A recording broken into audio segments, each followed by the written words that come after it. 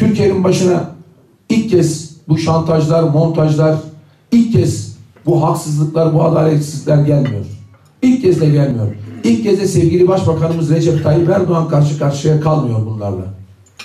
Bilmenizi isterim. İskilipli Atıf'ın idamı da aynıdır. Aynı haksızlıkla, aynı adaletsizlikle, aynı insafsızlıkla.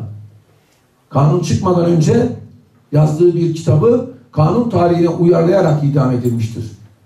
Bütün insanlara, bütün Türkiye'ye, bütün Müslümanlara, bütün dindarlara gözdağı verilmiştir.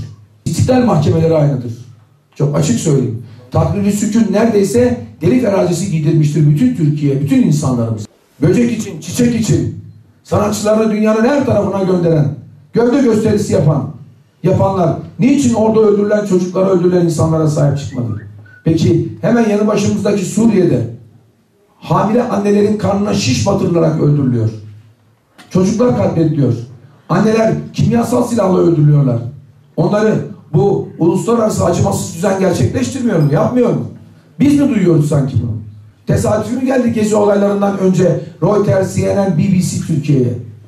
Türkiye'nin bu büyük hamlesini, bu büyük gelişmesini hazmedemiyorlar. Türkiye'yi kontrol altına almak istiyorlar. Türkiye'yi yönetmek istiyorlar. Türkiye'yi yönetmek için de ilk önce yönetilemez bir hale getirmek istiyorlar. Türkiye'nin kurumlarını felç etmek istiyorlar. Türkiye'nin demokrasisine suikast yapıyorlar. Milli iradeyi itibarsız hale getirmek istiyorlar. Nedir sandık canım? Sandık önemli midir? Evet, sandık önemlidir. Bu ülkede 13 Eylül, 13 Mayıs 1950 tarihinde ezan şu minarelerden Allahu Ekber demiyordu.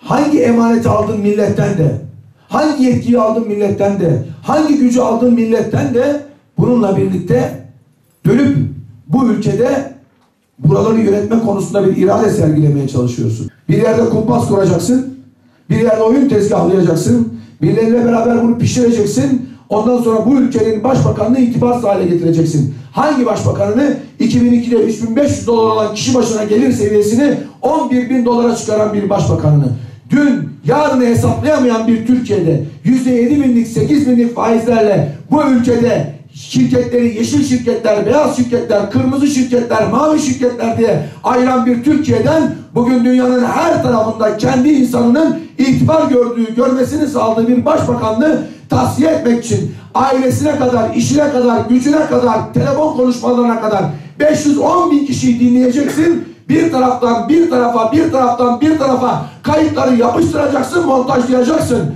Bu dünyada da, öteki dünyada da Allah şahittir. Bunun hesabı sorulur. Bu hesapsız kalmaz.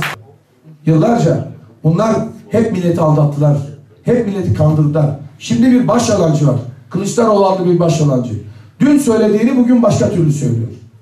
Dün Siirt'te başka konuşuyor, Bitlis'te başka konuşuyor, İzmir'de başka konuşuyor, Adıyaman'da başka konuşuyor. Siyasetin yüz karası bir adam. Bir genel başkan müsveddesi. Hakaretten başka ağzına hiçbir şey almıyor. Başbakanımızın ölen annesine hakaret ediyor. Alçakça, namussuzca, burada söylüyorum. Siyaset bu kadar düşmemişti. Siyaset bu kadar seviye kaybetmemişti. Oturacaksın İstanbul lobisinin kucağına, öyle mi? Oturacaksın İstanbul lobisinin kucağına.